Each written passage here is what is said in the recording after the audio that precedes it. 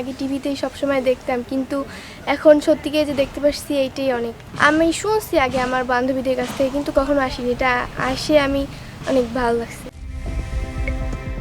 পিরোজপুরে বাণিজ্যিকভাবে চাষ হচ্ছে পয়সা মালটা, যা স্বাদের কারণে জেলা জুড়ে জনপ্রিয় হয়ে উঠেছে। চলতি বছর জেলায় উৎপাদিত মালটার প্রায় ৩০ থেকে ৩১ কোটি টাকা আয়ের সম্ভাবনা রয়েছে বলে জানায় কৃষকেরা।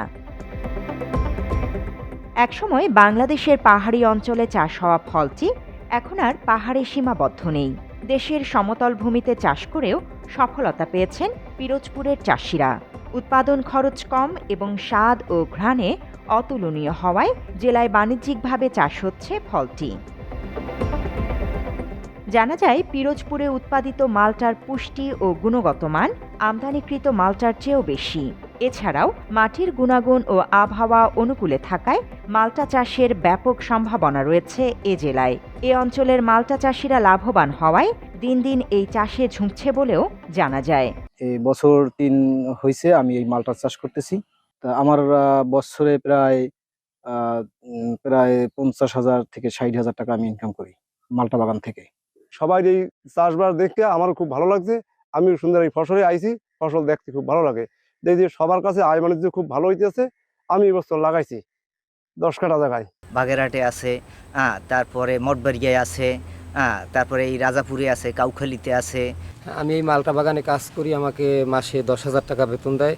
তাছাড়া আর্থিক সহায়তা সে করে, অনেক দিক থেকে আমার সুবিধা অসুবিধা দেখে। তা নিয়ে আমি খুবই ভালো আছি বউ বাচ্চা নিয়ে। মাত্র ৩০% টাকায় জমির মালিক হয়ে নতুন বাংলাদেশের গড়ে তোলার স্বপ্ন দেখা বাংলা বসতি।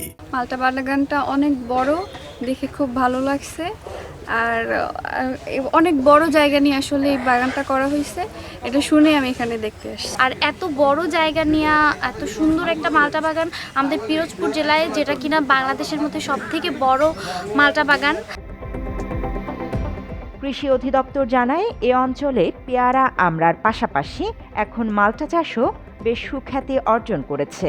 এর মধ্যে সবচেয়ে বেশি মালটা চাষ হয়েছে পিরোজপুর সদর ও নাজিরপুর উপজেলায়। এসব অঞ্চলে চাষ করা হয় বাড়ি মালটা ১, যা স্থানীয়ভাবে পরিচিত পয়সা মালটা নামে। এই মালটা চাষে বর্তমানে প্রায় ৬,৫০০ কৃষক সরাসরি জড়িত। পিরোজপুর জেলায় ৪৩০ হেক্টর জমিতে মালটার আবাদ হয়ে থাকে। এখানে ফলন হয় প্রায় ৪,৬১০ মেট্রিক টন।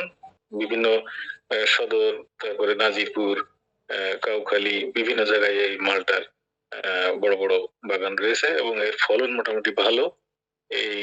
এই মালটা এই পিরোজপুর থেকে পার্শ্ববর্তী বিভিন্ন জেলায় এটা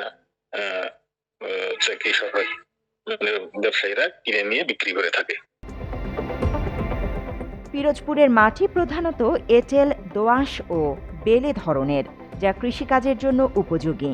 এখানকার উর্বর মাটি ও অনুকূল আবহাওয়া মালটা চাষে সহায়তা করে। এ কারণে জেলার মালটা খুবই মিষ্টি ও সুস্বাদু হয়। Desk report, Bangla addition.